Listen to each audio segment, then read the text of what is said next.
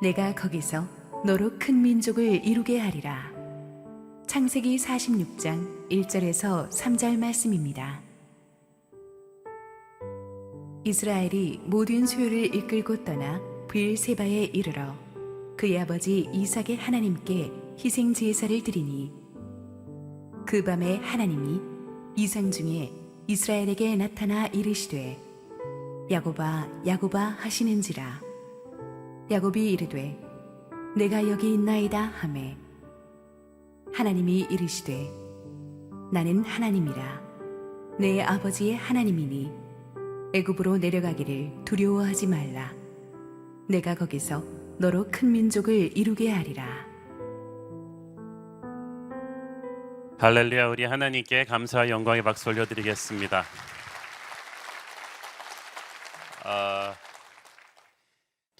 힘든 코로나 시국에 우리 40일간의 불같은 특세 열기를 이어주셔서 여러분들이 너무 자랑스럽습니다. 우리가 기도할 수 있도록 엄청난 성령의 은혜를 부어주신 하나님께 감사와 찬양을 드리고 싶습니다. 사실 이 특세를 처음 시작하면서 2년 동안 우리가 오프라인상으로 기도하지 못했던 답답함과 함께 아직 코로나가 완전히 해결되지 않았는데 괜찮을까 하는 불안감이, 두려움이 우리 안에 혼재되어 있었던 것은 사실입니다. 그런데 하나님께서 특세가 진행되어 오면서 우리의 모든 불안감과 두려움을 일소하시고 은혜의 폭포수가 날마다 쏟아지는 축복을 주셨습니다. 특히 매주 토요일마다 30분 이상씩 있었던 이 기도회를 통해서 성령께서 크게 역사하셨습니다. 수많은 병들의 육체의 병과 마음의 병을 치유하셨고, 특히 이번 특세에는 많은 가정이 회복이 되는 그런 역사가 있었습니다. 새로운 꿈을 갖게 되었다는 간증들을 국내외에서 많이 보내주셨습니다. 교회 전체가 성령의 불같은 감동으로 일어나는 모습을 보면서 오래전 7, 80년대 한국교회 부흥의 전성기를 보는 것 같았다고 하시는 분들이 많았습니다. 오늘이 마지막 날이라서 좀 아쉽긴 한데, 제가 부탁드리고 싶은 것은 특세 끝나고 그 다음 주부터 썰물처럼 보통 새벽 기도를 이렇게 삭등한시에 버리지는 마시고, 그래도 출근길이나 이런 게 시간이 허락하는 대로, 여러분의 육체가 허락하는 대로 현장에 오셔서 교회에서 기도하는 그런 습관을 좀 많이 가져주시기를 바랍니다. 하나님께서 우리 안에 있는 모든 영적인 그런 더러움들을 깨끗이 씻어주시고, 또 응답되지 못했던 기도 제목들을 응답하는 아주 능력 있는 한 해가 되게 하실 것을 믿습니다. 우리 함께 한번 기도하시고 말씀 봅니다. 사랑하는 아버지, 40일을 하루같이 주의 은혜로 달려왔습니다. 하나님, 오늘 40일 특세를 마무리하는 축복된 날인데 하나님의 영광과 기름 부으심이 넘치도록 임하게 하옵시고, 부족한 종은 온전히 감춰 주옵소서. 예수님 이름으로 기도했습니다. 아멘. 어제 본문에서 우리는 드디어 야곱에게 기쁨이 오는 스토리를 묵상했습니다. 20여 년간 죽은 줄 알았던 아들 요셉이 애굽의 총리 대신이 되어 건재하다는 꿈 같은 소식을 듣고 야곱은 기뻐서 어쩔 줄을 몰랐죠. 한시라도 빨리 아들을 만나고 싶어서 길을 떠납니다. 1절 읽습니다. 이스라엘이 모든 소유를 이끌고 떠나 브엘세바에 이르러 그의 아버지 이삭의 하나님께 희생 제사를 드리니, 본문이 야곱을 이스라엘이라고 기록하죠. 이제 야곱이 변해서 이스라엘이 되었음을 확인해 준 거예요. 사울이 변하여 바울 되듯이 사기꾼 야곱이 변하여 하나님의 백성 이스라엘이 되었는데, 그때 약복강가에서 주어진 이름대로 야곱이 살지 못하고 자꾸 옛사람으로 돌아갔어요. 중간지대에 머무르고 자꾸 타협하고 영적인 담대함을 갖지 못하고, 또 요셉을 읽고 나서는 완전히 그냥 절망에 젖어서 옛사람으로 희귀한 듯한 모습이었지만, 요셉이 다시 살아났다는 말을 듣고 그는 다시 담대한 이스라엘이 되었습니다. 그런즉 누구든지 그리스도 예수 안에 있으면 새로운 피조물이니 이전 것은 지나갔으니 보라 새 것이 되었도다. 지금까지는 요셉을 잃은 슬픔에 야곱은 살아서도 살지 한 게 아니었어요. 인생 다 끝났다고 생각했지만 다시 그의 인생에 꿈이 생겼고 불이 붙었습니다. 저는 여러분의 낙담한 인생에 다시 꿈이 생기고 불이 붙기를 바랍니다.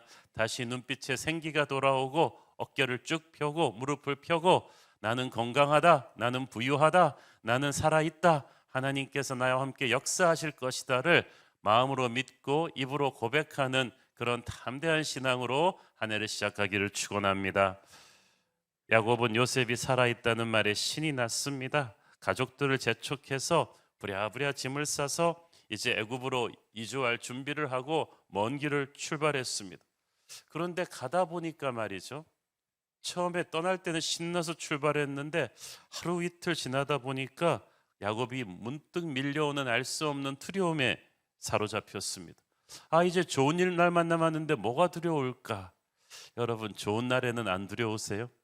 처음에 확 좋았다가 가만 정신 차리고 생각해 보니까 그래도 가나안을 떠나는 것에 대한 두려움이 있습니다.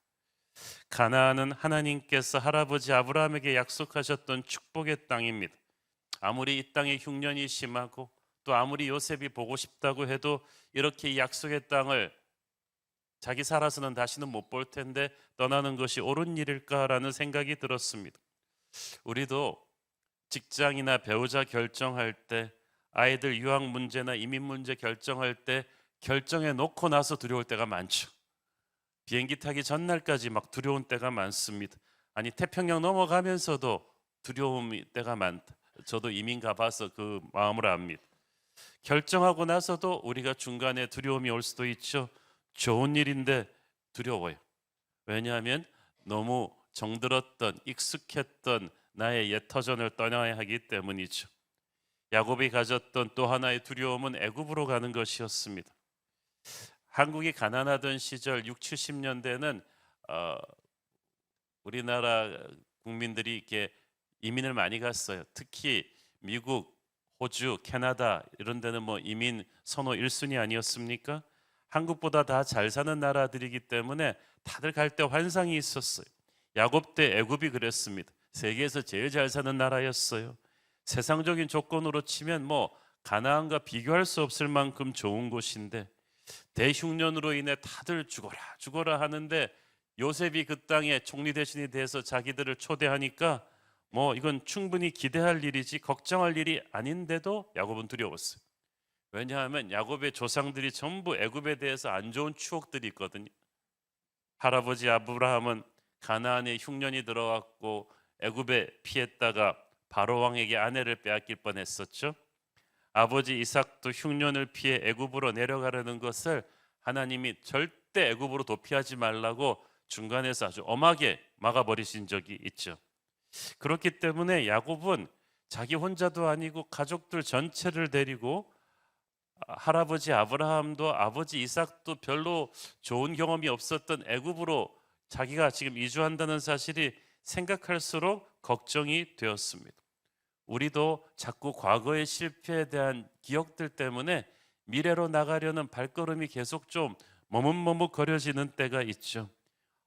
그 이전에 그 믿음의 할아버지 아브라함도 실패했는데 이번이라고 다를까? 나는 애굽에서 잘할 수 있을까?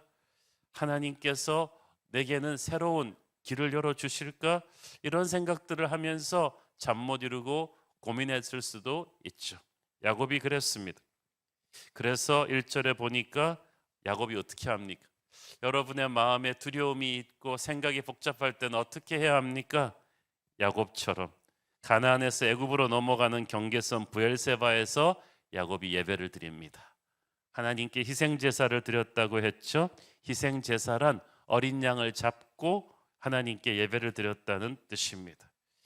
여러분이 불안할 때, 결정해 놓고 마음이 복잡할 때, 힘들 때 꼭 해야 할 일이 예배입니다. 특히 어린 양을 드리는 희생 제사의 예배, 이것은 예수님의 십자가 보혈의 은혜에 잠겨 있는 예배를 하는 거죠. 마음속에 두려움이 있을 때, 불안하고 미래가 걱정이 될 때 우리는 자꾸 이 사람 저 사람의 의견을 구하고 내 나름대로 노력을 합니다만은 그러면 불안감과 두려움이 점점 더 커질 것입니다. 이럴 때 우리는 야곱처럼 멈추어 서서 예배해야 합니다. 여러분이 부르심의 길을 가면서 두려움과 불안이 심하다면 가던 길을 멈추고 두려울 때마다 예배의 단을 쌓기를 바랍니다. 기도의 단을 쌓기를 바랍니다. 예배는 멈추어서 하나님께 시선을 고정시키는 영적 쉼표입니다. 마음과 뜻과 정성을 다해서 예수님의 십자가 보혈을 의지하면서 예배하십시오. 할 수 있으면 부부가 손을 잡고 예배하시고 부모님과 아이들이 같이 손을 잡고 예배하십시오. 오늘 준 상들 중에서 특별히 이렇게 아이들 손을 잡고 같이 새벽 기도로 완주한 부모님들, 애들 와서 들이잔다 할지라도 그래도 같이 와서 예배하는 모습이 얼마나 참 보기가 예쁘고 좋은지 모르겠어요. 우리 주님께서 여러분의 가정이 이 황망한 세대에서도 하나가 되게 하시는 길은 함께 예배하는 것입니다. 하나님이라는 공통 분모가 있다면 여러분과 부모 자녀 간에 부부 간에 그렇게 균열이 일어나지 않을 거예요. 예배를 통해 우리는 두려움의 순간에 함께 하나님의 임재를 느끼고 그분의 음성을 듣고 그분의 인도하심을 받을 것입니다. 예배는 두려움을 이기는 신비한 힘이 있습니다. 말씀을 순종할 수 있는 힘은, 세상에 기죽지 않는 힘은 살아있는 예배에서 나오는 것입니다. 여러분이 항상 인생의 크고 작은 순간마다 하나님 앞에 겸손히 무릎 꿇고 예배할 때 여러분의 고난을 이기는 하나님의 은혜가 임할 것이고 시련을 넘어서는 능력이 임할 것입니다. 살아있는 예배를 드리는 사람은 사역을 할 때도 피곤치 않아요. 오히려 사역을 할수록 힘이 납니다. 우리 주차팀이 40일 동안 정말 저 추운 밖에서 계속 여러분보다 30분씩 일찍 와서 할 때 저도 가끔씩 그런 생각을 해봤어요. 저분들이 무슨 힘으로 이렇게 할까? 중간에서 확진자도 나와서 며칠씩 쉬기도 하고 감기 걸리고 몸살 걸리고 마치 전쟁에서 부상병 교대하듯이 왔다 갔다 하면서도 우리 주차팀 또 안내팀 새벽 섬김팀 그렇게 버틸 수 있는 능력은 예배에서 은혜를 받았기 때문입니다. 그 은혜의 힘이 우리에게 사역할 수 있는 힘을 주는 거예요. 병든 사람은 일을 할수록 피곤한데 건강한 사람은 일을 할수록 힘이 나죠. 살아있는 예배를 이렇게 드리면은 따로 헌신을 할 필요가 없는 것을 느낍니다. 특히 야곱이 예배드린 곳이 브엘세바였습니다. 그의 아버지 이삭의 하나님께 희생 제사를 드렸다는 점에 주목하십시오.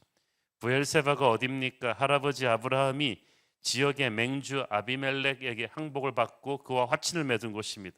그곳에서 아브라함은 영원하신 하나님의 여호와의 이름을 불렀어.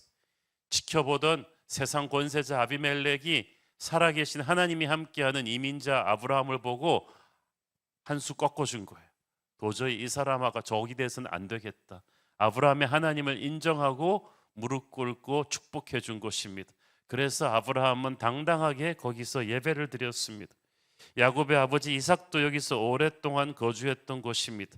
그러니까 야곱 가문의 영적인 고향과도 같은 곳이에요. 언약의 자손들이 어려움을 극복할 때마다 하나님을 예배했던 영적 감동이 있는 땅입니다. 할아버지와 아버지가 예배를 드리던 그 땅에서 야곱은 애굽으로 가기 전에 예배를 드렸습니다. 우리는 여기서 부모가 자녀에게 예배의 모습을 물려주는 것, 영적인 유산을 물려주는 것이 얼마나 중요한지를 배웁니다. 여러분, 자녀들을 위해서 건물을 물려주려고 하십니까? 자녀들을 위해서 적금을 들어들여서 물려주려고 하십니까? 자식들에게 돈을 물려주면 자식들이 타락하고 형제들끼리 싸우게 될 수가 있어요. 그러나 믿음의 유산을 물려주면 자식들이 인생의 위기 때마다 하나님 앞에 엎드려 예배하며 기적을 체험하게 될 것입니다. 이번 올해 이 성경책이 여러분의 믿음의 유산 중에 하나가 될 거예요. 2022년도 우리 아버지 어머니가 특세 40일에서 받은 선물에 인생 말씀을 이렇게 착착 하이라이트해서 이렇게 자녀에게 물려준다면 저는 이것이 참 보배로운 선물이 될 거라고 믿습니다. 야곱에게는 아버지 이삭의 믿음에 대한 기억이 있습니다. 이삭에게는 아버지 아브라함의 믿음에 대한 기억이 있어요. 아버지들이 단점이 없었겠어요? 그렇지만 그 모든 단점에도 불구하고 그래도 우리 아버지는 궁극적으로 예배자였다. 믿음이 있는 자였다. 이거 있으니까 자녀들이 부모를 자랑스러워한 거예요. 그래서 하나님은 항상 네 아비의 하나님으로 자신을 부르십니다. 여러분, 자녀들 앞에서 늘 TV 보는 모습, 부부싸움 하는 모습, 놀러 다니기만 하는 모습만 보여줄 것입니까? 아니면 기도하고 성경 보고 예배하는 모습을 자녀들 앞에서 보여줄 것입니까? 아브라함과 이삭, 참 우리도 알기에 엄청나게 실수와 사고도 많이 친 부모였지만 아들 야곱에게 그래도 예배하는 부모의 모습을 각인시켜 주었다. 이게 참 감동이죠. 그래서 노인이 되어서도 야곱은 인생의 위기 때마다 이걸 기억한 거예요. 하필 브엘세바를 딱 지나면서 야 멈춰봐. 여기 할아버지와 아버지가 예배하던 곳이네. 나 이민 가기 전에 여기서 마지막 예배 드리고 가자. 아이들에게 부모가 쓰던 성경, 부모가 기도하던 기도방석, 부모가 즐겨 부르던 찬송, 이런 믿음의 유상, 영적인 추억이 있도록 하십시오. 그것이 아이들의 미래의 인생 고비가 올 때마다 그들을 하나님께로 다시 회귀하게 하는 브릿지가 될 것입니다. 2절 읽습니다. 그 밤에 하나님이 이상 중에 이스라엘에게 나타나 이르시되 야곱아 야곱아 하시는지라 야곱이 이르되 내가 여기 있나이다 하며 야곱의 예배에 하나님이 응답하셨습니다. 예배는 그냥 나가 혼자 일방적으로 드리는 것이 아니라 하나님과 내가 만나는 거예요. 하나님의 자녀들이 인생의 기로에서 간절히 단을 쌓고 기도하고 예배하면 하늘문이 열리고 하나님의 응답이 반드시 옵니다. 오늘 하늘문이 열리고 우리에게 응답이 올 줄로 믿습니다.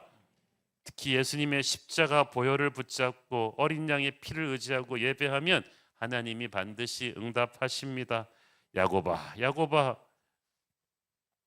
성경에 보면 하나님께서 사람 이름 연거푸 2번 부르실 때는 정말 중요한 소명의 메시지를 주실 때, 하나님께서 모리아 산에서 마지막 믿음의 시험을 아브라함에게 했을 때도 아브라함아 아브라함아 그랬죠. 그때 아브라함은 내가 여기 있나이다. 오늘도 야곱이 내가 여기 있나이다 이렇게 대답하죠. 여러분, 하나님이 부르시면 뭐라고 해야 되겠어요? 내가 여기 있나이다. 내가 딴 데 가지 않고 하나님 앞에 딱 있으니까 하나님 내게 하실 말씀 다 해주시고 내게 주시고 싶은 축복 다 주시고 내게 보여주실 기적을 다 보여주시고 내가 여기 있나이다. 여러분, 하나님 앞에 가서 제일 앞자리에 달려가서 꼭 그렇게 얘기하세요. 주님 내가 여기 있나이다. 훗날 모세도 그랬죠. 불타는 광야의 떨기나무에서 하나님이 모세야 모세야 부르시니까 뭐라 그랬죠? 내가 여기 있나이다. 앞으로 어떻게 말해야 되는지 알겠죠? 내가 여기 있나이다. 주님 저 여기 안 가고 저 여기 딱 있어요. 저를 미스하지 마시고 제게 말씀해 주시고 은혜 주시고 축복 주시고 하나님이 주시는 거나 하나도 흘리지 않고 받아갈 것입니다. 제가 보니까 이번에 상품 주면서 느낀 건데 교회에서 뭘 드리면 굉장히 우리 성도들이 좋아한다고 제가 얘기를 들었어요.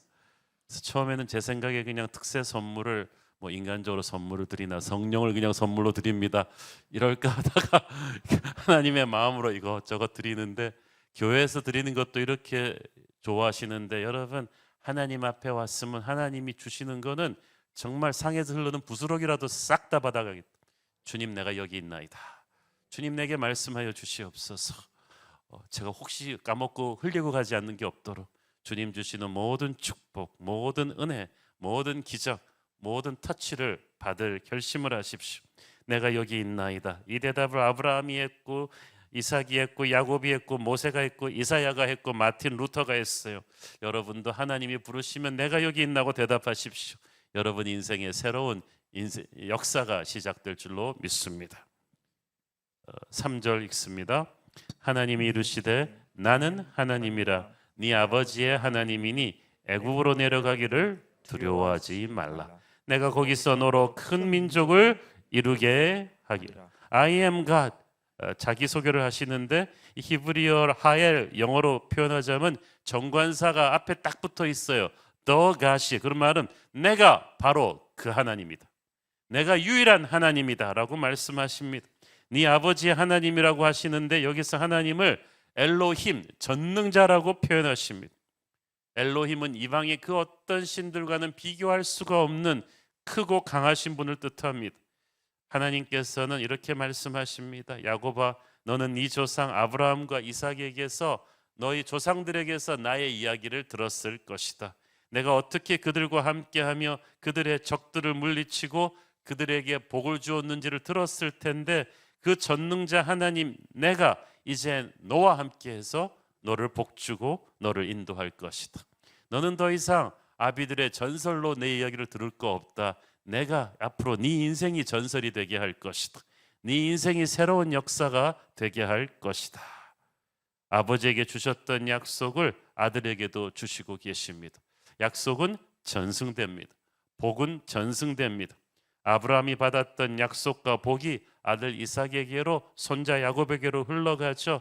저는 여러분들이 새벽 기도하면서 쌓았던 기도가 그 기도를 통해서 오는 축복이 여러분의 아들에게로 손주에게로 흘러가게 되기를 축원합니다.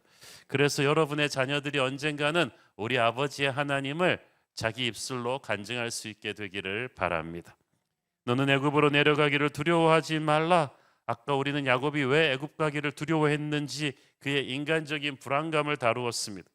야곱은 하나님께서 그 조상에게 주셨던 약속의 땅, 자손과 후손들이 대대로 살아가야 될 이 약속의 땅을 지금 떠나야 된다는 사실에 대한 큰 부담감이 있었습니다. 할아버지와 아버지 때는 닫아버리셨던 애굽의 문을 자기는 지금 열고 들어가야 된다는 두려움이 있었습니다만은 하나님께서 그 두려움을 이해하고 계셨어요. 하나님께서 여러분의 남모르는 두려움을 이해하고 계십니다. 그래서 흔들리는 야곱의 마음을 다잡아 주시고 격려하십니다. 애굽으로 내려가기를 두려워하지 마라. 왜냐하면 거기서 이룰 하나님의 꿈이 있기 때문에 내가 거기서 너로 큰 민족을 이루게 하리라. 지금 야곱은 요셉과 상봉하는 게 꿈인데 하나님한테는 그건 시작에 불과한 거예요. 여러분의 꿈은 시작에 불과합니다. 하나님은 진짜 야곱을 애굽으로 보내는 이유가 있었어요. 일찍이 조부 아브라함 때부터 너의 자손을 큰 민족으로 이룰 것이다 라는 약속을 주셨는데 야곱에 대해 이르러서야 구체적으로 그 일이 어떻게 행해질 것인지를 말씀해 주십니다. 하나님께서는 이제 세계 최강대국 애굽을 모판으로 사용하셔서 70명밖에 안 되는 야곱 일족을 이제 훗날 200만이 넘는 한 나라를 일굴 만한 큰 백성으로 키우시겠다는 거예요. 여러분 그거 가나안 땅에 살아가지고는 될 일이 아니에요. 그런데 또 애굽에서도요 힘들어요. 강대국에서 소수민족으로 살면서 큰 민족으로 되는 게 쉬운 일이 아닌데 하나님이 축복을 하시는 거예요. 처음에는 요셉 덕분에 VIP 대우를 받고 모든 애국 가문들이 야곱 가문들과 이렇게 혼인을 하려고 하고 그래서 확 왕성하게 컸을 텐데 가면서 나중에는 노예 계급으로 추락해서 또 고생하게 되죠. 그럼에도 불구하고 하나님께서는 인생의 굴곡을 지나서 잘 되든지 못 되든지 히브리 가문의 그 세력을 계속해서 키워주셨어. 430년 뒤에 출애굽할 때는 그 200만이 넘는 강한 민족으로 성장해 있었는데 머릿수만 큰 게 아니에요. 그 당시 애굽 최강대국의 그 정치, 경제, 교육, 군사, 농업, 과학 등 모든 분야의 지식과 경험들을 이 히브리 사람들이 다 습득하게 된 거예요. 그래서 생짜배기 난민들이 가서 나라 세운 게 아니라니까요. 나중에 하나님께서 광야에서 그들의 영혼을 연단시키시고 성령을 기름 부으신 뒤에는 애굽에서 습득한 그들의 모든 세상적인 노하우가 다 농축돼서 약속의 땅을 경영하는 뛰어난 1등 국민이 된 거야. 저는 하나님께서 우리 한국 국민들도 그렇게 축복해 주셨음을 믿습니다. 그렇게 축복하고 계심을 믿습니다. 오직 너의 하나님을 아는 백성은 강하여 용맹을 발하리라. 그러니까 야곱은 지금 흉년을 피해서 식량을 구걸하러 애굽으로 가는 피난민이 아닙니다. 장차 위대한 하나님 나라의 건설을 위한 준비 과정으로 애굽으로 가는 비전의 조상이에요. 이 비전을 위해서 꿈의 사람 요셉이 먼저 가서 총리 대신으로 자리를 잡았고 그 축복의 모판이 되라고 요셉을 통해서 애굽이 7년 대흉년에서 살아남고 전 세계를 기근에서 구원하는 역사가 일어난 거예요. 그러니까 그런 애굽을 멸망해서 구원한 요셉의 초청으로 가니까 야곱 가정이 얼마나 당당하게 대접받으면서 들어갑니까? 할아버지 야곱의 때는 아직 하나님의 때가 아니었어요. 그러니까 애굽으로 가는 게 허락되지 않았지만 이제 하나님의 때가 되었으니까 야곱 너는 애굽으로 내려갈 것을 두려워하지 말라고 하십니다. 그러므로 여러분, 이전에는 닫혔던 실패의 문들도 하나님의 때가 되면 축복의 문으로 열릴 것입니다. 선대에는 허락되지 않았던 그 문이 여러분에게는 열릴 수 있어요. 우리가 과거에 실패했던 곳인데 지금부터는 성공할 수 있습니다. 하나님을 기대하십시오. 이제부터 기적입니다. 다시 일어나서 새로운 꿈을 꾸십시오. 지난 7년 동안 우리 교회 표어만 계속해서 여러분이 가슴에 각인하고 계속 선포했어도 하나님의 역사가 얼마나 컸겠어요. 한 번도 가보지 않은 불안한 미래입니다. 그렇지만 우리가 소망을 가집니다. 우리 주님이 우리보다 먼저 가셔서 길을 예비하시기 때문입니다. 하나님께서 우리와 먼저 가시기도 하고 또 우리와 함께 하시면서 우리를 지켜주시고 불안하고 떨 때마다 격려해 주시고 우리를 위해 일하실 것입니다. 앞으로도 그러실 거예요. 야곱이 요셉과 다시 만나게 된 기적은 앞으로 시작될 진짜 기적의 오프닝에 불과했어요. 요셉으로 인해 애굽 땅에 정착하게 되는 70명의 야곱 일족이 앞으로 400년 동안 쓰는 애굽에서 그들이 성장 발전하는 스토리는 얼마나 놀랍습니까?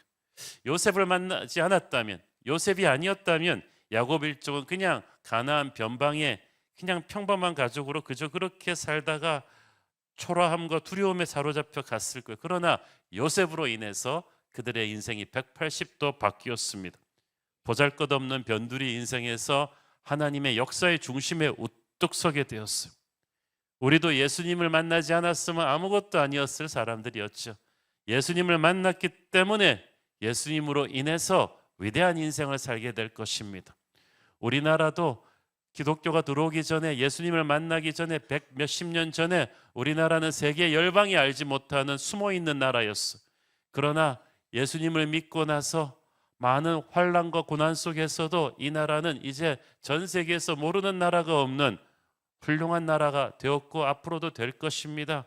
지금 여러 가지 크고 작은 시련들이 있지만 그것은 중요하지 않아요. 우리가 하나님의 손을 꼭 붙잡고 있다면 하나님은 예수님으로 인해서 우리가 훌륭한 나라 되게 하실 것입니다. 욥기에 보면 네 시작은 미약하였으나 네 나중은 심히 창대하리라. 이 말씀은 예수님을 만나는 걸 전제로 합니다. 아무리 미약한 사람도 예수님을 만나면, 예수님 안에 있다면 예수님으로 인하여 그 나라가 심히 창대해질 것입니다. 기도란 무엇입니까? 인생에 예수님을 더하는 것입니다. 예수님 앞으로 돌아오는 것입니다. 예수님의 이름을 부르는 것입니다. 야곱의 인생은 그렇게 될 때 축복을 받죠. 그의 인생은 자기 혼자만의 인생이 아니었어요. 민족과 열방을 향한 축복의 통로가 되는 것입니다. 세계 최고의 이기주의자 중에 하나였던, 자기 복 받는 것밖에 모르던 사기꾼 야곱이 생각할 수가 없는 변화가 일어난 거예요.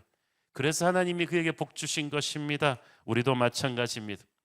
우리밖에 모르던 보잘것없는 우리에게 하나님께서 복을 주시고 마지막 때에 큰 부흥의 불쏘시개로 사용하실 것입니다. 우리 새로운 교회를 그렇게 사용하실 것입니다. 민족 복음화와 세계 복음화의 불쏘시개로 사용하셔서 주님 오실 마지막 날에 영광스러운 그런 교회로 쓰실 것입니다. 우리 신년 40일 특세를 마무리하면서 이런 위대한 비전을 가슴에 품고 한번 기도해 보겠습니다. 기도하겠습니다. 주님, 은혜를 감사합니다. 내가 거기서 너로 큰 민족을 이루게 하리라. 야곱은 생각하지도 못했던 하나님의 위대한 비전이 야곱의 인생을 통해 이루어질 것입니다. 우리도 예수님으로 인해서 위대한 꿈을 꾸기를 원합니다. 우리 자신의 아니만 생각했던 우리가 민족 복음화를 꿈꾸고 세계 복음화의 도구로 쓰임받는 역사가 되기를 있기를 원합니다. 우리가 믿음의 명문가가 되기를 원합니다. 우리의 나라가 하나님께 귀하게 쓰임받는 복되고 강한 민족이 되기를 원합니다. 예수님 이름으로 기도했습니다. 아멘.